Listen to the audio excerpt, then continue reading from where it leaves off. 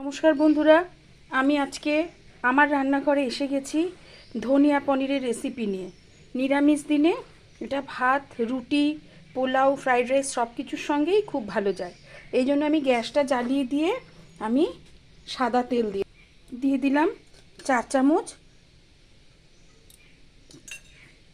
সাদা তেল।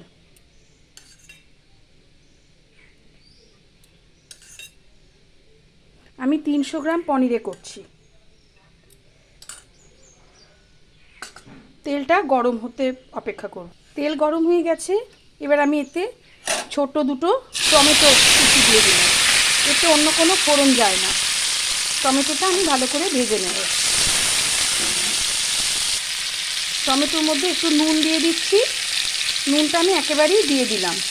আমি 1 চামচের কম নুন দিলাম।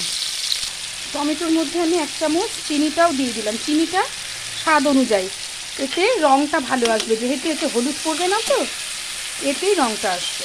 মশলা হিসেবে আমি এখানে দেব 4 চামচ ধনের গুঁড়ো, 1/2 চামচ শুকনো লঙ্কার গুঁড়ো আর 1/2 চামচ কাশ্মীরি লঙ্কার গুঁড়ো। এটা আমি 10 মিনিট আগে একটু উষ্ণ গরম জল দিয়ে আমি ভিজিয়ে রেখেছি। টমেটোটা গলে এসেছে, এবার আমি বাটা মশলাটা দিয়ে দেবো। বাটিনি, গুঁড়ো মশলাটাকেই আমি ভিজিয়ে রেখেছিলাম। বাটি ধোয়া জলটাও আমি দিয়ে দিলাম। দিয়ে ভালো করে মশলাটাকে আমি কষিয়ে নেব। গ্যাসটাকে কমিয়ে দিতে হবে, কাঁচা গন্ধটা যতক্ষণ না যায়। 4টে কাঁচা লঙ্কা দিয়ে দিলাম। কষানোর সঙ্গে কাঁচা লঙ্কাটা দিলে এর একটা সুন্দর আলাদা গন্ধ বেরোবে।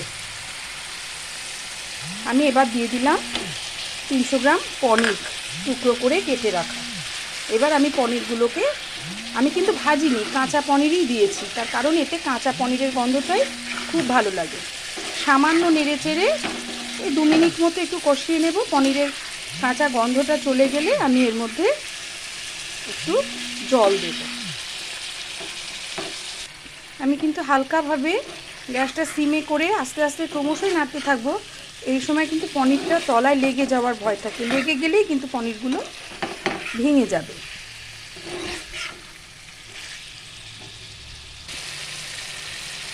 আমি এতে হাফ বাটি জল দিয়ে দিলাম।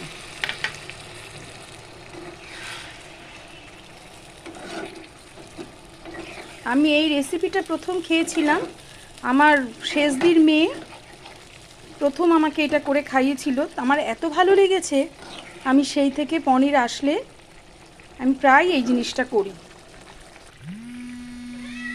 হাফ চামচ ঘি দিয়ে অথবা বাটার দিয়ে নাবিয়ে নিলেই রেডি এই ধনিয়া পনির। আপনারাও করে খেয়ে দেখবেন, অসাধারণ লাগে। গরম ভাতে জাস্ট ফাটাফাটি।